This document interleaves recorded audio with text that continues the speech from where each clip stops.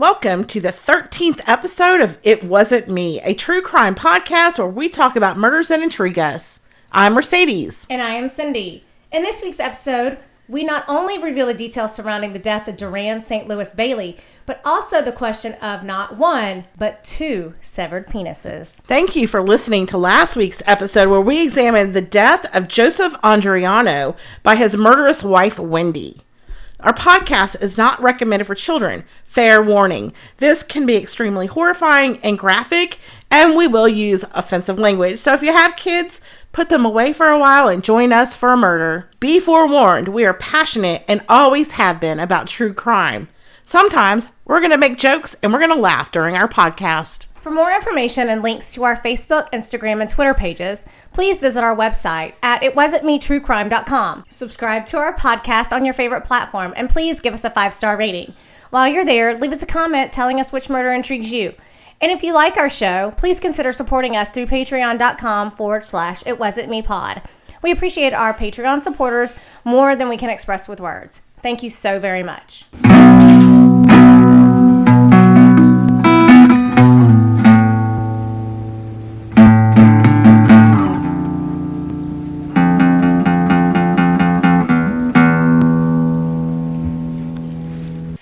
So, hey, Cindy, how's it going? It's going really well. How are you? I'm fantastic, thanks. Awesome. You have a good week? I did. Yeah? Yep. Hey, I'm excited to be back. I hear you've got some good things going on our website. Yes. We actually started a blog. Okay. And it's put up there, ready to go. And you ready to hear our deepest, darkest secrets? Yeah. At least what's going on a little bit. And this is also a place for us to talk about things that we don't discuss on our podcast. Or if you have questions or insights, we can add to that there. So I'm excited about it. Yes. Stay tuned. Because you get to see pictures of my new nose. Yeah, and check out the website, right? It wasn't me.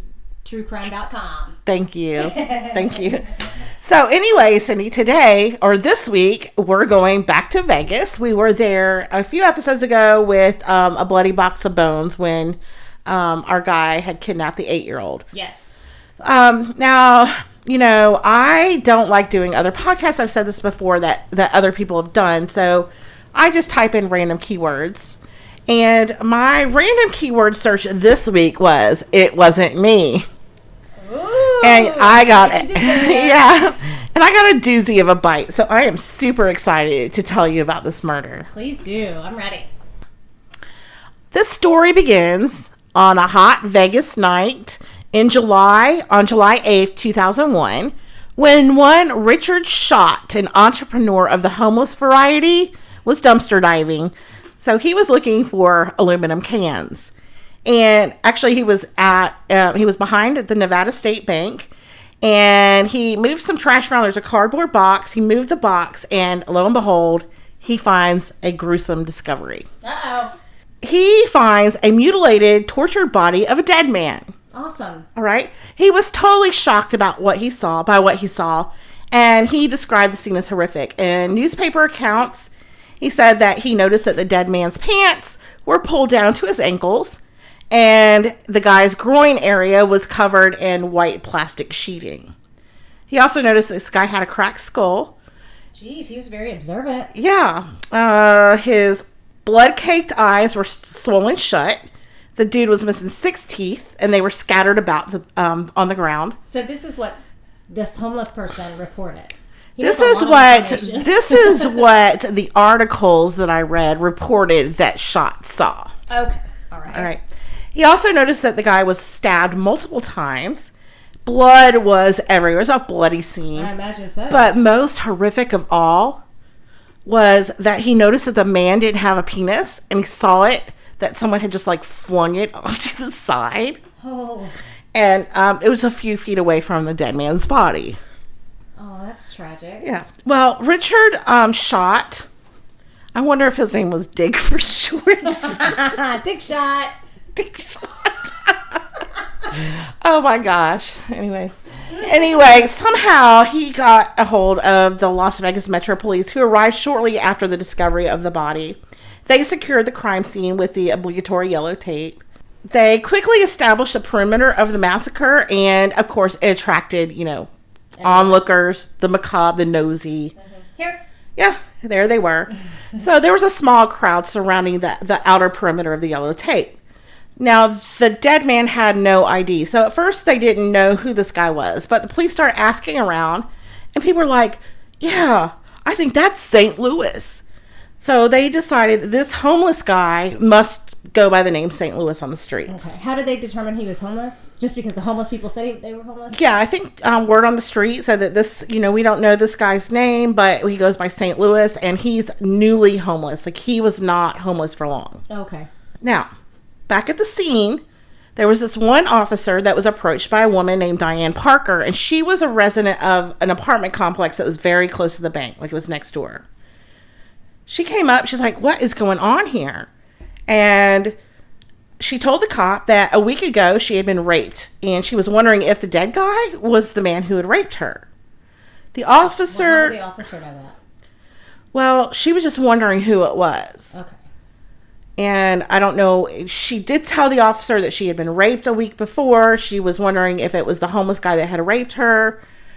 All I know is that the officer took her name and contact information, and he also took the names and contact information of the other onlookers, and then he passed it on to the investigators, the homicide detectives, Tosun and Detective La Rochelle, who finally got to the scene about 1 a.m. They're probably pretty busy in Vegas. I would say yes. I have this whole CSI Las Vegas scene set up in my head. Listen, yeah, this is no Gil Grissom here, okay? I'm going to tell you that right now. Where's Catherine? The detectives stayed at the crime scene for about 5 hours, collecting and gathering evidence, and then they went back to their headquarters. Later on, and I'm not clear like how many days or hours it took, but they finally identified St. Louis as Duran Bailey. He was a 44-year-old homeless man from St. Louis, Missouri. They noticed that his pants had been pulled down by his killer or killers. All right. His groin had been wrapped in clear plastic sheeting. Just the groin area. Just the groin area. I'm trying to picture that in my mind. Like, I picture like a shower curtain wrapped around it. Yeah, or wrapped around his like waist. Like the plastic sheeting you put on the ground while you're painting, or something like that. They also found a wad of freshly chewed gum right by the body, several cigarette butts right by the body. Yes, freshly chewed gum. No DNA. Yeah, right? They found at least one set of distinct bloody footprints that led away from the dumpster towards the parking lot, but there were other footprints in blood there. They just had one distinct set. Okay, understood.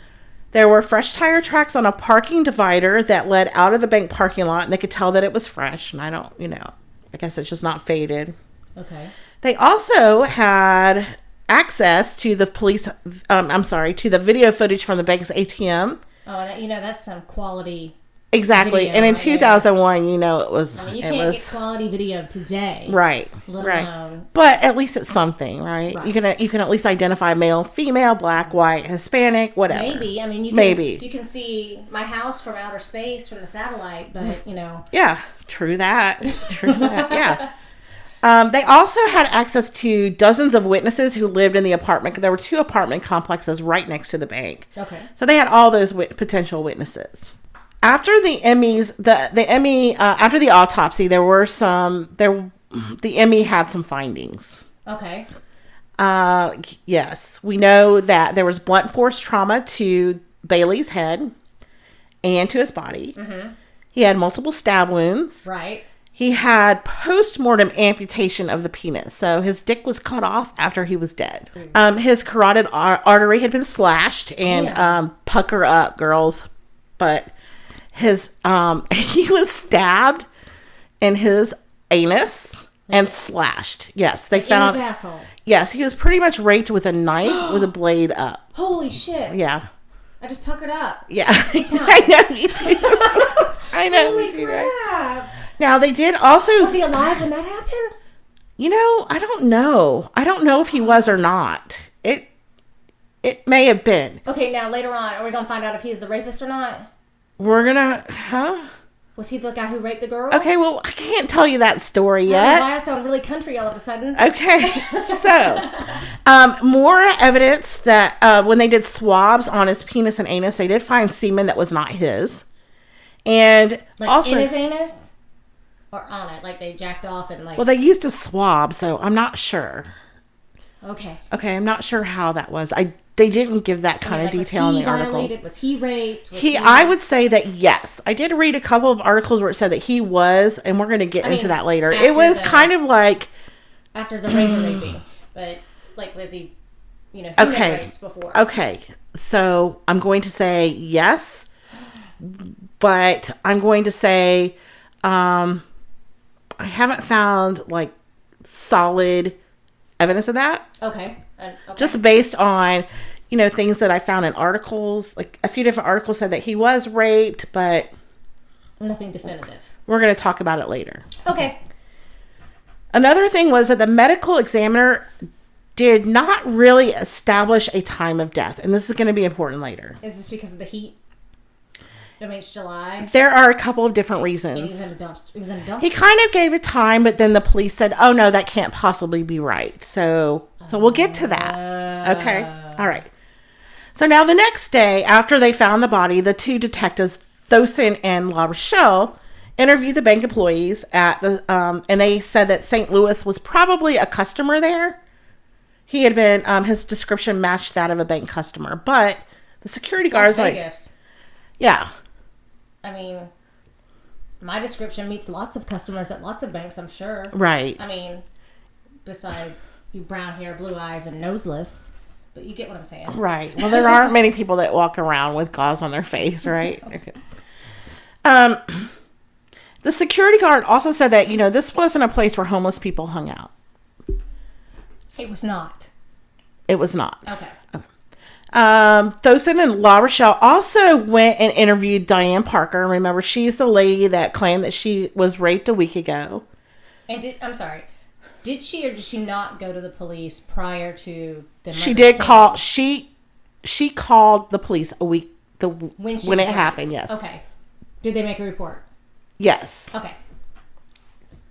Did they? Okay. We're gonna get to that. Okay. Okay. I'm sorry. No, it's okay. Please continue. Please let me. Okay. All right. Anyway, she told the cops that she'd been raped on July 1st by a black guy that she knew in St. Louis, who was also called Duran. Now, they noted in their report... That was in her original report? Yes. Okay. The cops noted in their report that her body and face were bruised, but it does not reflect that they asked her for details about the assault that she said she'd suffered. Now, this is the detectives are asking this, so they're taking note of it. Okay. Okay. She did notify the police beforehand. I don't know if there was ever a rape kit or anything like that done on her. Okay. Now she said as they were walking out the door, they're like, "Oh, by the way, can we look at the bottom of your shoes?" They're thinking, "Oh, well, let's check the bottom of her shoes for blood, just in case she chopped off his penis because she's saying that this guy Duran at St. Louis raped her, right? Or allegedly." Now, it's not clear when they identified Bailey as the murdered guy. Okay. They didn't know if it was St. Louis or not. But they never really considered the possibility that he was the rapist of Diane Parker. Even though she gave them... Right. Even though Tosun obtained the report of her assault on July 17th, but they did not bother to follow up with her. Of course they So didn't. there was a police report when the rape happened. She even talked about being raped a week later when they found this dead body, but the police never followed up with her on that, aside from the initial interview. That's a shame. Now, according to a March 2015 article by Jordan Smith, the article is published in The Intercept, which is an online magazine. Tosun and La Rochelle really did not do much to solve Bailey's murder. He's just a old homeless guy. Who cares? She pointed out the evidence that they did not gather. Okay. First, they did not pull the ATM camera footage. Well, that's stupid. They never pulled that footage. I mean, it might not have been great footage, but like you said, it's right. Something. It could even establish time of death. Whatever. They didn't pull that. They did not canvass. Timestamped. Yeah. They didn't establish, they didn't canvass a neighborhood or apartment complex, near the crime scene. So they had all these potential witnesses, and they didn't interview any of them. They didn't contact any of St. Louis's known associates. So they didn't go to any of his buddies, and say, where was this? Right. Does this person look familiar? Right. Okay. They didn't try to retrace his steps to see if, somebody had a beef with him and wanted to kill him. And they did not follow up with the onlooker contact information besides with Diane Parker. So what kind of cops are these? Yeah. Well, they were busy. They were busy. He's just a stupid homeless guy, right? Nobody's going to give a shit about him. Not true. So basically, they claim that for 11 days they had nothing to go on, but they didn't pull any of this evidence or try to do any kind of investigation this way. Did they also have other investigations? I mean, I don't know. Yes, they did. They did have other. So they have other. Yes. They're not solely. Right. This is not their only case. I mean, this is low case on the totem pole, I would imagine. Okay. All right. So for 11 days, they're claiming, we had nothing to go on. However, they get a tip on the 11th day. They get a phone call from Laura Johnson, who is a juvenile probation officer from Piochet. I think I'm saying that right. I don't know. Piochet or Pioche. I like Piochet better. It sounds nice. Yes, it does. And this is a city that's about 3 hours northeast of Vegas. And Johnson, she calls and she asks the police if, by chance, has anyone reported a missing penis? I'm sorry, what? Yeah, she calls the police, and she's 3 hours away in Piochet, and she calls the Las Vegas police and says, "Excuse me, has anyone reported a missing penis?" Now, of course, this is going to wake up some powers that be, or whoever. And have a detached penis. Right. But a missing one? Has anyone called and said, hello, I'm missing my penis? Yes. Okay. All right. She reports that one of her friends named Dixie Teakin, who was a teacher friend of hers, had spoken with one of her former students. So Dixie had a former student named Kirsten Blaze Lobato, who she kept in touch with. Kirsten claimed to have cut off a man's penis in Vegas when he tried to rape her. Uh-oh. Right? The severed penis report aroused Tosun and the show. And they wasted no time in driving the 3 hours to interview Johnson, Dixie Teakin, as well as the then 18-year-old Kirsten Blaze Lobato. Within 3 hours of getting there, they had interrogated and subsequently arrested this 18-year-old girl for the murder and mutilation of Duran St. Louis Bailey. Oh. Now, Kirsten Blaze Lobato, she went by Blaze, had a pretty rough childhood. By the time she was 17, she had been raped and assaulted by 3 different people. Shut up. When she was 5, she was sexually molested for over a year by her mom's live-in boyfriend. And he doesn't need a penis. No, he doesn't. He does not need a penis. No. He is not responsible enough to have one. Yeah, and I don't know really what happened to him. I know that there was a custody issue and the child was taken away from her mother and given to the father. The father was married, and they ended up moving away to a place called Panica or Panaka. I don't know how to say it. Panica. Okay. She was assaulted 2 more times. First at 13 by a former boyfriend, and then at 17 by one of her friend's fathers. Jesus freaking Christ. Right. The first 2 cases were reported to police, but according to her family, neither one of the rapists was punished. Did they get her therapy? No. They gave her meth. No, I don't know if they gave her meth, but she began. Yes. To meth. Okay. But I'm jumping ahead here. Okay. Now, her stepmother really loved her. She really did love her.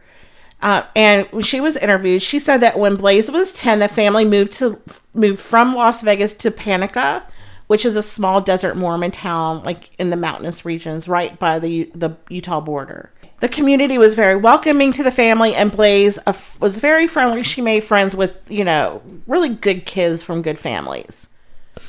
Now, she said that one of the sons of these families ended up raping her when she was 13. And this led to her, This led her to become quite rebellious. She started hanging out with the wrong crowd. She became promiscuous. Well, after you've been sexually abused. Yeah, that's one of the signs. That's number 2 right there, right? Yep.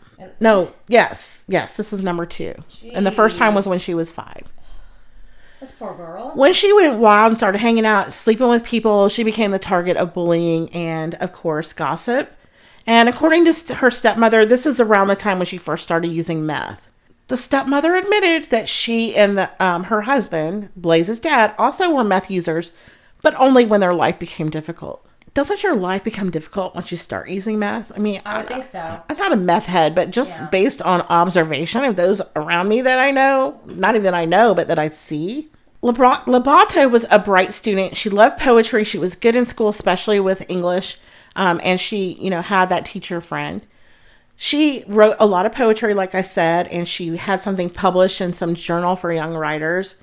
But she was depressed, and she eventually left high school, the regular high school, for an alternative school. She graduated a year early. She graduated in 2000 instead of 2001. And then in early 2000, she packed her car up, looking to make a life for herself, and headed for Vegas. That's probably not. Let's go to Vegas, baby. Right? No. But she's young and likes to party, right? Yeah. Now, by the middle of May 2001, at the age of 18, she was a full-blown meth head. She was basically homeless in Vegas. She was sleeping her way from party to party, crashing couch surfing where she could. So sad. Tragic. Now, in May of 2001, while she was in the middle of a 3-day meth binge, she hadn't slept for 3 days. In the early mornings, just before Memorial Day, nobody really knows the exact date, but most think it was around May 23rd. She pulled up to a budget suites motel in a sketchy part of Vegas. It's a place where she'd been staying with some folks who were living there. And as she was making her way from her car to the suite, she was suddenly jumped from behind, and she later describes it as bum rushed. Now, I just need to stop because I read in another article that she was leaving a strip club, so I'm not 100% certain on which one it really was. Okay. If it was in the budget suites hotel or if the strip club was right next to it, that was not clear to me. Possible. But whatever the case is that she said that a large, very large black man who smelled like alcohol and dirty diapers pushed her down on her back, pulled her up her miniskirt, and pushed aside her panties and tried to rape her. Gross. She struggled and she was crying, please stop, don't. And she said that the man slapped her and told her to shut up, bitch. Who you calling a bitch? Yeah. So he's got his weight on her and he's trying to rape her.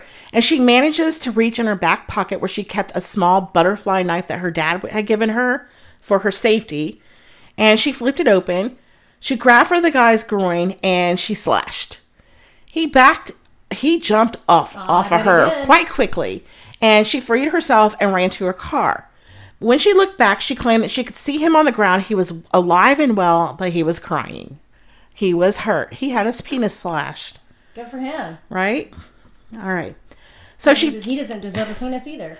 No, he doesn't. And she jumped in her car and sped off, and as she drove, she was taking off her bloody clothes, and she was throwing them out the window. She says she possibly threw away the knife, but she's not sure. So she's not sure what she did with the knife. She doesn't really remember. Don't forget that she had been up for 3 days. She's a meth head. That's probably kind of all blur. And she's probably jonesing for a hit. She's freaked out. She doesn't go to the police. She might be in shock, too. Yeah, I'm sure she is. And I think she was in shock for weeks later, as I'm going to explain in a minute. But she didn't go to the police. Instead, she drove to the home of her ex-boyfriend. He wasn't there, so she leaves her car, a 1984 Pontiac Fiero. My mom used to have a Fiero. Wow. And she leaves the car there, and she leaves a note saying, I can't remember exactly what the note said, but she leaves a note, and she goes to a church that's nearby, uses her phone, and calls the people that she's been partying with at the hotel. They come get her. Okay. I'm not sure why she leaves her car. It never really says why she left her car. Like maybe she's just too shaky to drive, or she's afraid somebody might notice her car or have been a witness to it. Maybe she went to the old boyfriend's house thinking maybe he could help her and he wasn't there, so she just left her car and called people who could help her? Possibly. I don't know why. To me, I'm not sure why she left her car. I don't know. I got in my car and went home. Now, when asked, the police later on asked her, well, why didn't you report this incident? I mean, think about it. How many times has this girl been assaulted before? 3 other times, right? And nothing happened. So she stated that the police hadn't done anything the first few times she was assaulted. So why bother calling them for this one? This one never actually went through. Plus, I'm sure she was on meth. And also, she slashed the guy's dick. Okay.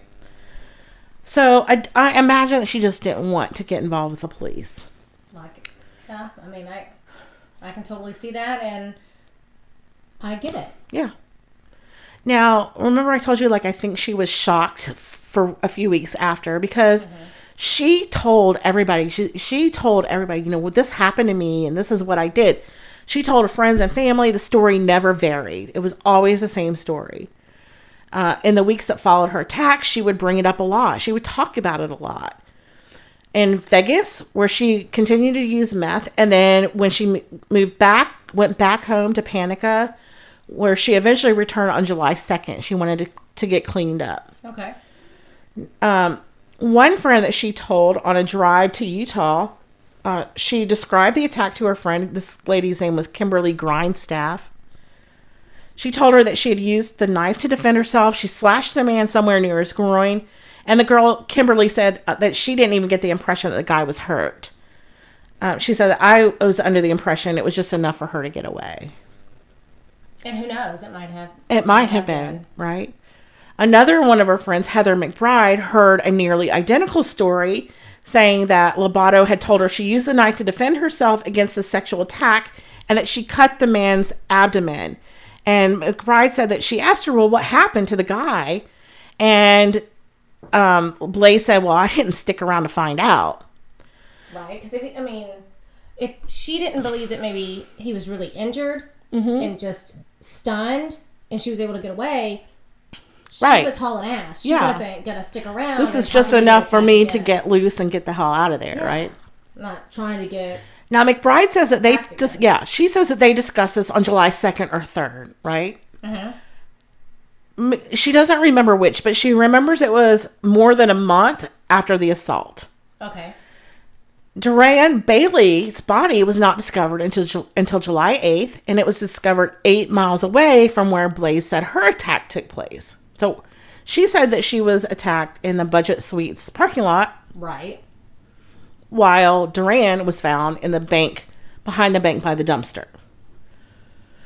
Now, the conversation with her former teacher, Miss Tinkin, told the police that she herself didn't call the police because her former student was a drama queen.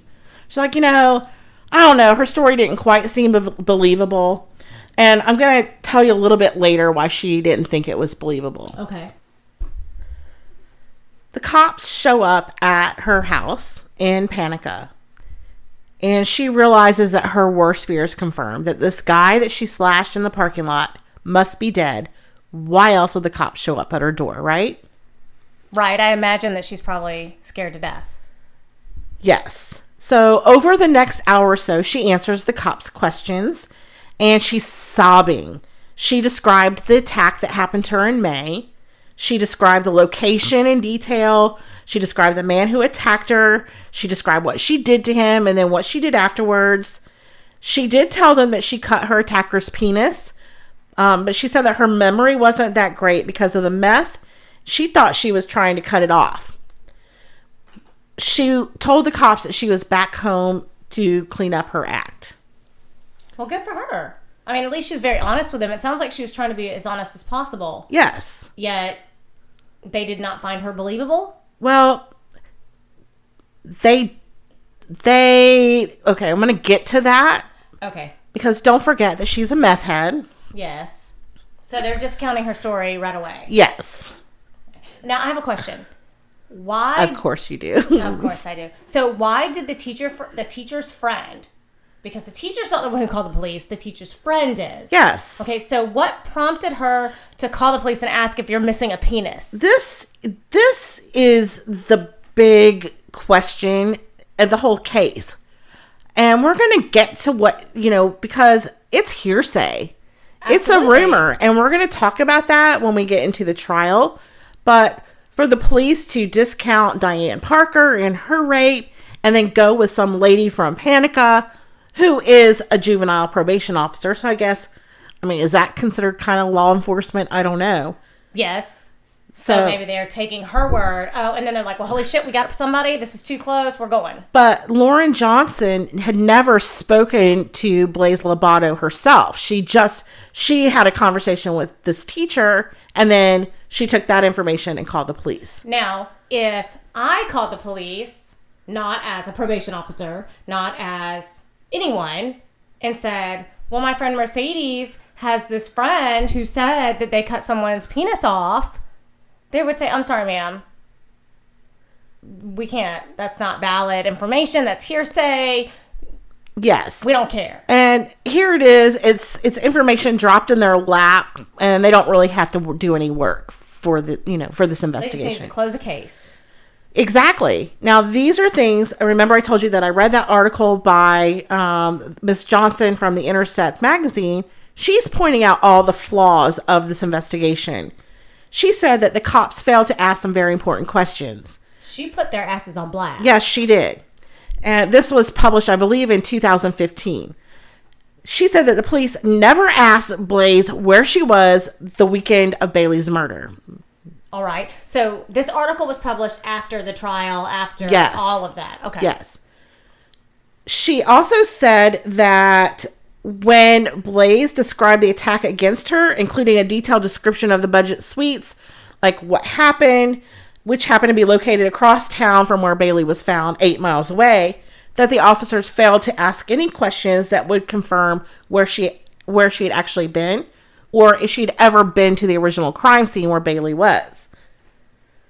Now, the investigator, the detective Tosun, he would later say that he didn't want to put any ideas into her head, so he never asked her questions about the original crime scene.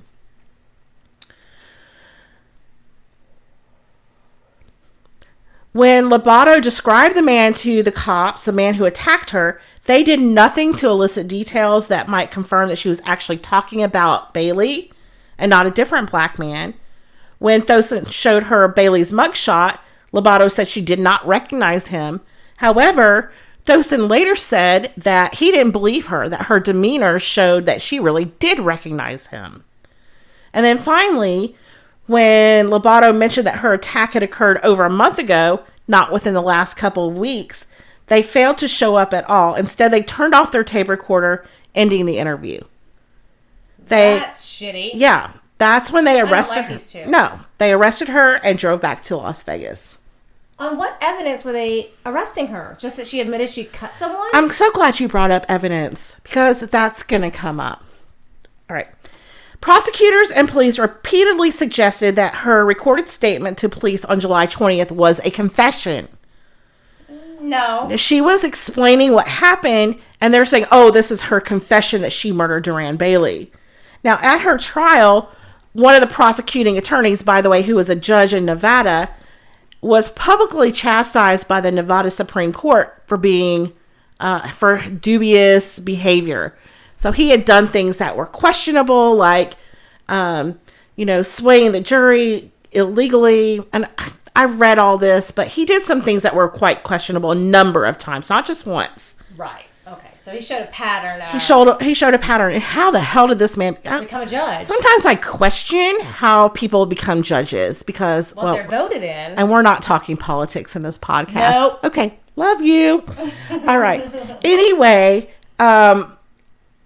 he told jurors that Blaze confessed to murdering Duran Bailey, and that when she was confronted by the police during the initial interview, the first thing that she did was drop her head and start crying and saying, I didn't think anyone would miss him. Wait, what? Yes. She said that? That's what he's saying to the jurors. Okay. Well, yeah, she's an 18-year-old girl. The police are showing up. She knows that she almost was raped. She had been raped 3 times, then was almost raped for a 4th time. Then she cut a guy. Yeah, she's probably like, holy shit, I can't take this anymore. And she bowed her head and started crying because she's a fucking 18-year-old girl. And she was sobbing during the initial interview when the police showed up. Well, I would be too. Right? But they're twisting that story and saying that she had confessed to murdering Duran Bailey. I really don't like you. If you're listening, I don't like you. All right. No one ever seriously considered that she might have been referring to a totally separate incident Well, that's not how it was presented to the jury. Now, that is complete bullshit. Yes. So even though there was absolutely no evidence that she killed Bailey, she was still tried for first-degree murder and mutilation. How was it first-degree murder if she was attempted rape? Wouldn't that be self-defense? At the least, manslaughter. Well, she was charged with first-degree murder. All right. Did they prove that she knew him? Okay, let me tell that story. All right. So she was tried in 2002 and convicted. No evidence. Complete bullshit. Now, the verdict was overturned because the judge improperly barred the defense from presenting evidence that changed the credibility of a jailhouse snitch. So she was granted a retrial in 2006. The same judge presided over her second trial. Who snitched on her? That, I don't know. I couldn't get any information on that at all. And I looked at a bunch of different sources. Okay, so improperly barred the defense from presenting evidence that challenged the credibility. Okay, yes. So there was a jailhouse snitch in the first trial, and the judge did not allow the defense to question that snitch. Now, how? This is all corrupt, right? How is it legal? Let's just bury an 18-year-old girl in prison, right? So. She's a white girl? Yes, she is. Okay. I guess it wouldn't matter, but yeah, no, it doesn't she matter is whatsoever. I mean, I'm just yeah, right. It happens. All right, so here's the state's theory of the crime. This is what they presented to the jury. Blaze Lobato was fiending for methamphetamine, so she drove from Panica to Las Vegas sometime on July 6th. She drove 3 hours to get meth. You can get meth at the local corner. She could have walked 3 feet and probably get it from wherever the hell she's from. Okay, so anyway, while there, she scored some drugs from somewhere. Nobody really knows where. Nobody said. And she partied until the wee hours of July 8th, when she ran out of drugs and went on a quest for more. She traveled west of the Strip and made her way to the Nevada State Bank behind the dumpster to find Bailey, who, by the way, how does she know to look for a homeless guy behind a dumpster? I guess that could happen. But it was never made clear that he was a meth dealer. As a matter of fact, he was a meth dealer? No, he had no meth in his system at all after his autopsy. He did have booze, he did have cocaine, but no one ever testified this guy was a drug dealer. Okay. But this is the prosecution. They're making up a story and the jury is believing it. We can't just make shit up. They have to have some sort of evidence proof. Well, it gets better because according to the prosecution, Lobato agreed to trade fellatio for drugs. Oh, fellatio. Fellatio. Oh, is that the word they used? Yeah, do you know what that means? I do. Do you want to tell our audience? It's a blowjob. Right. So she agreed.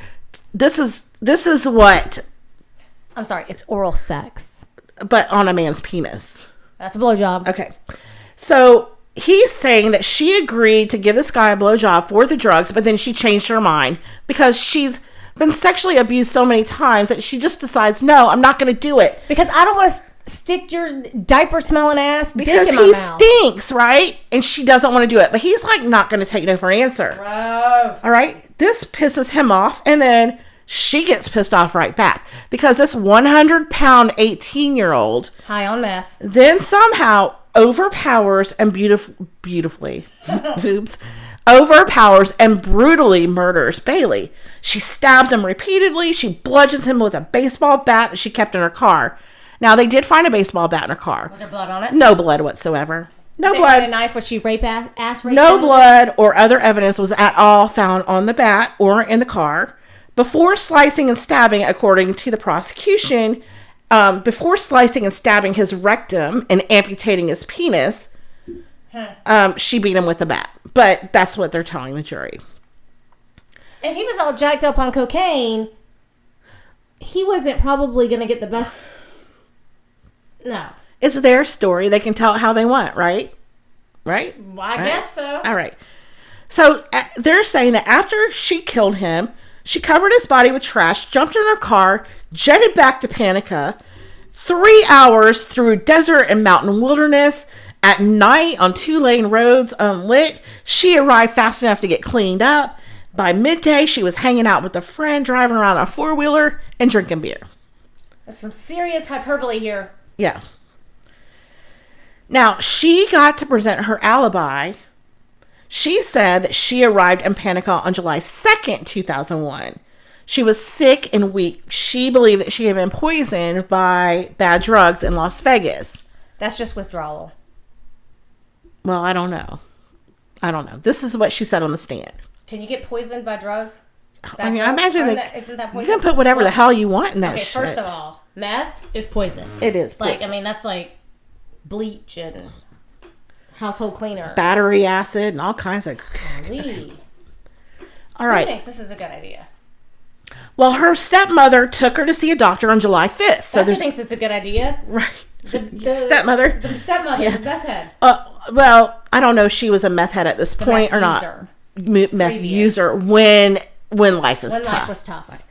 Anyway, her stepmother took her to see a doctor on July 5th, and they were told to come back with urine samples, which they eventually did. They followed doctor's orders and Lobato continued to stick around Panica. You come back with the urine samples? Yeah, that was odd to me also, but I think that this all established part of her alibi. Okay. Like, she was here, she went to the doctor on such and such a day, so I thought that was odd. You don't leave to go pee and then bring it back unless, they went and peed at some other, like, a Quest type place. Some Pona. Yeah, who knows? Go potty, so she had to come back. Yeah, who knows? But well, then it could be anybody's pee. Right. She was also spotted by several people in the meantime, including by a neighbor's grandson. She said that before long, she did decide to go back to Las Vegas after all, but she did not leave until the morning of July 9th. That was the day after Bailey was found. On July 8th, Lobato said she was hanging out with a friend, drinking beer, riding around on a four-wheeler. A neighbor confirmed this. She said that she saw Lobato as she was doing dishes. She looked out her window and saw Lobato on the vehicle turning donuts in the street. That's something I would remember. I'd be going, those kids better get off my lawn. Right. Or why are you in the middle of the street on a freaking four-wheeler? Doing donuts, right? Now, back in Vegas, Bailey's body would be discovered late that night. So that midday, she had been spotted doing donuts, drinking beer with a friend. Okay. And then later at 10 o'clock that night, Bailey's body was discovered. But they couldn't determine a time of death, so they don't know how long he had been laying there in that dumpster. Okay. So prosecutors did a few things. First, they wanted to kill the credibility of any witnesses that were testifying on her behalf. They questioned another neighbor whose grandson said he was hanging out with Lobato. Right. And they got the grandmother to say that her grandson was brain dead and the kid just doesn't do the things he's supposed to do. And so he was not a reliable witness. Now, I know, right? That's not what brain dead means. Right. Prosecutors also implied that Becky, the stepmother, coerced the young man to testify and lie about seeing Lobato and Panica that weekend. And she says, I would never do that. She denies it. And is there any reason to believe that she would be lying? I mean, reason to believe that she was a liar? Nope. Okay. Now, sounds like these people are just a bunch of fucking assholes. Laura Johnson, remember her, the juvenile parole officer who called the police with a tip? Yeah. She took the stand. And Nosy Rosie? Right. Her testimony was hearsay, but the judge allowed it. That's bullshit. The judge allowed it. What, but she's a juvenile probation officer? Because they never lie or get in trouble or any of that stuff. So the court allowed her to repeat the third-hand account of Lobato's attack, describing what she said Dixie had told her. She said that Lobato had told a high school teacher and confidant that she had severed an old man's smelly penis during an attempted sexual assault. And then the teacher contacted the probation officer. Key parts of Johnson's account contradicted the teacher's own testimony at trial.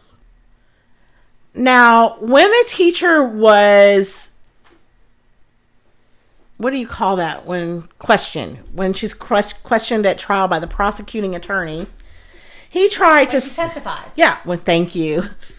When she testified about her conversation with Lobato, the prosecutor tried to undermine her. However, he tries to say that her testimony clashes with what she told the detectives. Now, for example, she told the police that after Lobato had told her about being attacked, because remember I said that she's a drama queen. The teacher said she's a drama queen. She, I don't believe what she said, that she and Lobato actually searched for news accounts. They tried to find evidence of a man who might have suffered a penis injury. And Lobato did this together. The teacher got on the internet with Lobato, and they researched. They did a Google. I don't even know if Google was around in 2001, but yes, they were trying to look for newspaper accounts of this incident and could not find anything. So the teacher did not believe her. Oh, okay. Because surely something like this would have been reported. It would have made the news somehow, right? Okay. So on the stand, she said that they looked online for sources that dated back to June 1st. So they looked from June and July and even parts of May. Because obviously this girl might have been worried that she injured somebody, or she was going to get in trouble, right, or whatever, and so the teacher was trying to help her. Right, and they were researching these. They say, look, there's not anything there. Right. It's okay. They actually researched this before. They were doing the research before Bailey's body had ever been discovered. Before July 8th. She told the police. Internet search would like history. Well, I don't know if they did that. Like I said, the whole investigation was shoddy. They did not have any evidence whatsoever. But the defense did not provide evidence either of the internet search. But this is very disconcerting, because this is not some podunk little itty bitty town with a police force who never investigates murder. This is freaking Las Vegas. Yeah, they investigate bullshit like this all the time. But you have a meth head and a homeless guy, so who really gives a shit? Well, I couldn't fucking figure out who killed Tupac either. So. Okay, so anyway, the prosecutor suggested that she was lying to cover up. You're lying about this search. Well, that could get somebody in trouble. Now, yeah. The judge, this is another thing. The judge allowed Johnson, the lady who reported this, they allowed her hearsay, but they would not allow the defense to present any of Lobato's friends who heard about her attack from what Lobato told them. So that is bullshit. Yes, right? So the state convinced Judge Vega to bar Heather McBride. And remember, I told you earlier that Lobato had told Heather the story about the assault. Yes. And the judge did not allow any of her testimony. In addition, McBride was interviewed later. She said that the experience was extremely frustrating, that Judge Vega sustained all the state's objections, and anything that would be said would be called hearsay, or the prosecutor would say something to cut off her testimony when she was not ever allowed to tell the whole story. It was only what the state wanted her to say. Wow. But the defense was hardly blameless. They didn't object to hardly much. In addition, they didn't call some of the key witnesses, like Kimberly Grindstaff, the one that she had told earlier. She also Kimberly Grindstaff was told that she would not be needed for either trial. So I'm not sure if it was because she was not seen as maybe a valid witness. Maybe she was too easy to put down. I don't know. Does that make sense? Mm-hmm. The most influential witness of the trial was Detective Tosun. Now, he is described as a buff, blonde-headed veteran cop who's like the figure of an avid outdoorsman. He is considered quite hot by many. He was seen as friendly on the state side, and he gave off the air of a man dedicated to the quest of justice. Yeah, he gives off that. Yeah. He was convincing enough to enable jurors to look past the state's lack of evidence. At her first trial, he testified that for all the details that she provided about the May attack, that it was basically all in her head.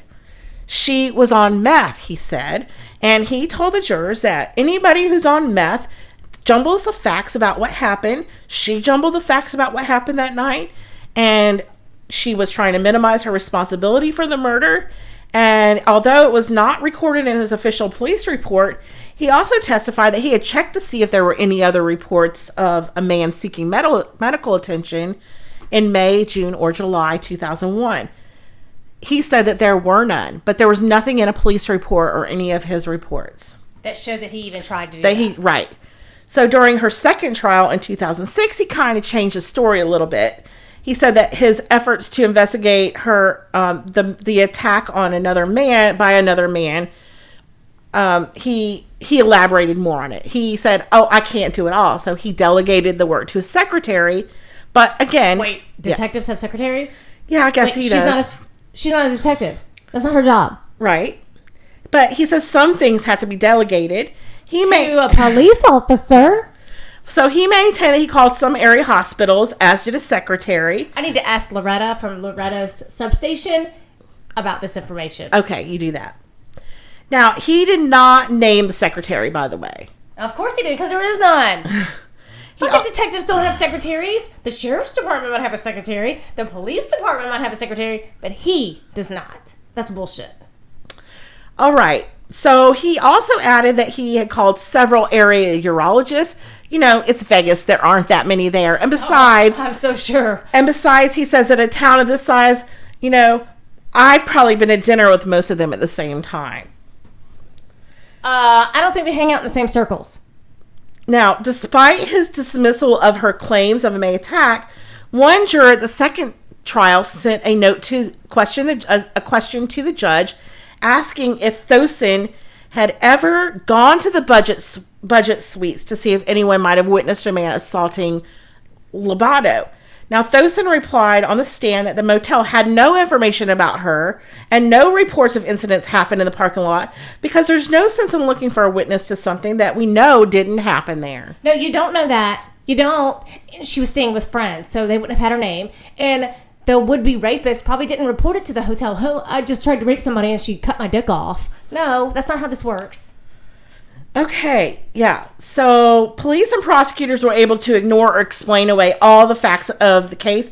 The fact that there's no physical evidence. They didn't have much pushback at all from the defense. I hope all these people get fired. Now, the Clark County medical examiner, Dr. Larry Sims, and we talked about him earlier. He should be fired too. Right. He claims that his claims shifted slightly but significantly from the first trial in 2001 to the second one in 2006. And now, did we talk about how she got the second trial? Yes, we did. We talked about how the jailhouse snitch was not allowed to be questioned by the defense. Right. But is this the Innocent Project? No, not yet. Okay. You should. Not yet. All right. So, at the hearing, he testified that he hadn't pinpointed a time of death. He was never asked to. But he estimated that Bailey's death likely occurred within 12 hours of when his body was found around 10 p.m. So within 12 hours of 10 p.m. So if they would have checked out her alibi, she wouldn't have been able to do it because she was already home. Right. That would have made it impossible for her to have committed the murder. So that was because she had been seen in Panica that morning. Now, by the time the first trial began, he had shifted the time of death to within 18 hours. So that allowed the prosecution's theory some plausibility. Now, at her second trial, his testimony shifted yet again when he said that Bailey was likely killed between 12 and 18 hours before he was pronounced dead by the coroner at 3:50 a.m. on July 9th. So he's changed his opinion 3 times now based on one autopsy. Yes. He is no longer a credible witness. Now, when he was asked about this fluid time of death estimation, he denied changing his testimony. He claimed that his first and shortest estimation, which would have excluded possible contact with Mrs. Lobato, was his best estimation and was the most probable. He added that the jury accepting the different timeline that the prosecution gave them that implicated her amazed him. He's like, I couldn't believe it. I'm still amazed. He also said that they must have used other data from other testimony to reach their conclusion. So he's distancing himself from that. Yeah, because he knows they're fucking bullshit, and he's like, I don't want nothing to do with this. Now, her defense never called another medical examiner to review Sims' time of death estimation. It wasn't until she appealed in 2010 that the defense offered experts to argue that the state's timeline for Bailey's death had always been completely off. They brought in 2 forensic entomologists, which are the bug guys, And they said that would be grissom. They said that the absence of any fly eggs on Bailey's body suggests that his time of death was far more likely to have been just before or at sunset on July 8th. Now, yes. Because remember, way back in one of our earlier episodes, I talked about the forensic anthropology class that I took. Mm-hmm. We actually talked about the body farm, which is at the University of Tennessee, and this is exactly why they have that body farm. And don't forget that the body was found by a dumpster. Gross. On a hot July day. Which would accelerate. In Vegas, right? So those flies would have been there almost instantly. And pretty much, yeah. So they're saying... There's already flies hanging out. The dumpster. They're saying that he died within 2 hours of his discovery. Now, the ME, the medical examiner, he emailed The Intercept magazine, which is where I got a lot of this information. And he said that he has not critically analyzed any of the entomology evidence, but he assumes it's accurate, and he would conclude that Bailey most likely died closer to 4 p.m. In broad daylight. Right. The crime scene investigation was flawed at the most basic levels. Analysts did not take inventory of many of the trash items found on and around Bailey's body. They took some pieces that they felt were important, and they threw the rest away. That's absolutely ridiculous. We don't have to be a forensic anthropologist or a forensic team member to understand that bit of information. Right. So those pieces of evidence that were preserved did not point to Lobato. There were 22 fingerprints collected by crime scene analysts, and none of them matched Lobato or Bailey. In testimony in 2006, a DNA analyst said that cigarette butts found at the scene revealed an unknown male profile on one cigarette butt, and then a combination of Bailey's DNA and that from another unknown person on the second cigarette. Lobato was excluded as a contributor. And so this was her third trial that they were finding? This is now they're coming back, gathering up information for her appeal. So in 2010, right? And well, because in 2001 there was DNA. Yes, but they didn't. I mean, obviously there was nobody DNA, ran DNA it. testing. Right. Yeah, they didn't run it. The same lab that collected blood and saliva from the chewing gum recovered at the scene revealed a mixture of DNA from Bailey and a third unknown person. They were chewing the same gum? Now, let me just say that at this point, the Innocence Project they're the ones who are just as irate as I am. Well, okay, so Lobato, before she was arrested, had a boyfriend in Panica when she went back, who fell in love with her. And he was telling his mom all about this. His mom was named Michelle Ravel, I believe. Uh-huh. And Michelle was like, this just doesn't sound right. So she befriended Blaise Lobato, and she stood by her for 16 years. Wow. Stood by her, and it was her voice that got the media involved in the Innocence Project.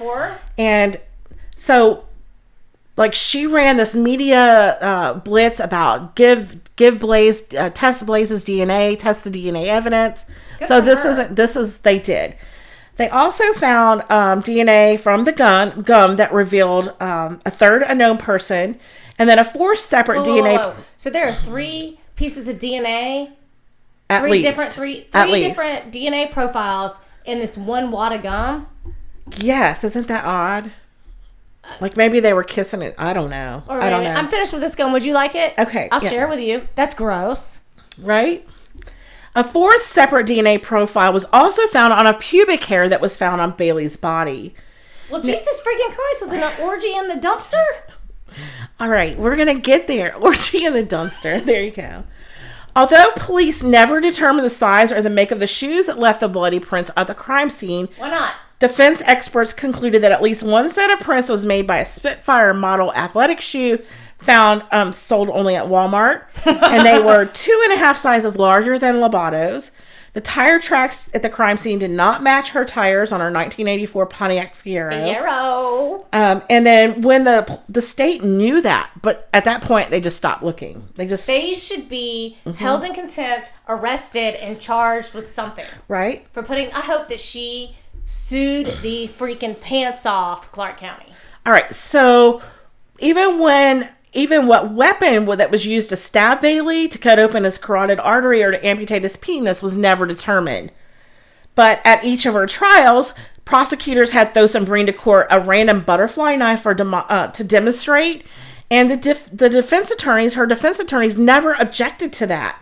So, it wasn't even the weapon that did because Sims's report made it clear that it was a single-edged blade of some sort that made the stab wounds. Which isn't a butterfly knife. Right. A butterfly knife is like a butterfly, right. like two knives that come together to create one, right? Right. I don't know. Sort of? I don't know. I'm thinking like a little switchblade or something, maybe. I don't know. It separate, whatever. Okay. So, anyway, The Intercept asked retired Texas medical examiner Dr. Lloyd White to review the autopsy report and photos, and he said that he could only determine that a single-edged blade was used to make at least one wound, but the depth of the wounds was apparent. Like a steak knife. Like, that's what a single edge would be. A butterfly knife is edged on both sides. Okay. Anyway, he said that it wasn't a good autopsy report. All right. So in the end, the jurors, in the end of both trials, the jurors were encouraged to look past the lack of evidence and the otherwise confusing twists and turns in the case, and to focus on one thing: the penis. The penis. Right. So Bailey was missing a penis, and she admitted to cutting a penis. So the rest was just unnecessary, unimportant details.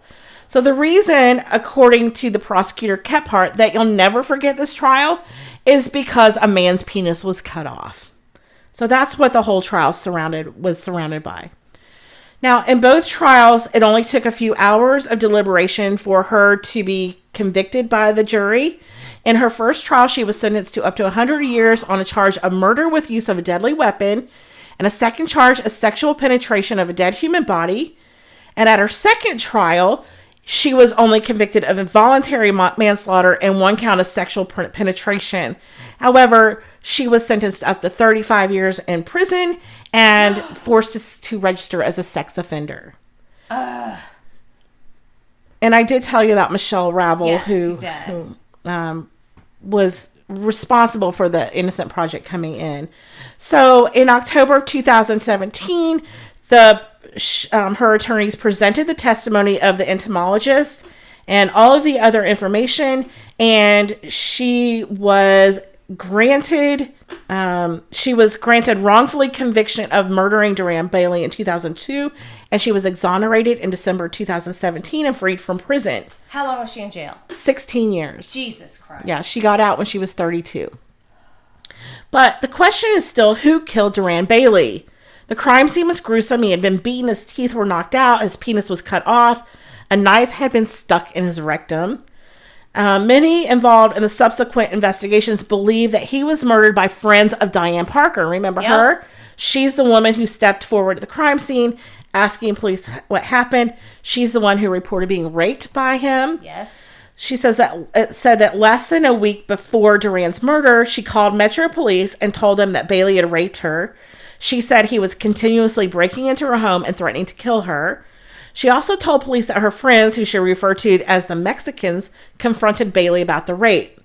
Now, Steve Moore, who's a former FBI investigator, stated that the murder of Duran Bailey was consistent with a revenge killing. It is. I mean, if you think about it, because of the whole rape, essentially he was raped with a knife. Right, yeah. So he said that... Definitely.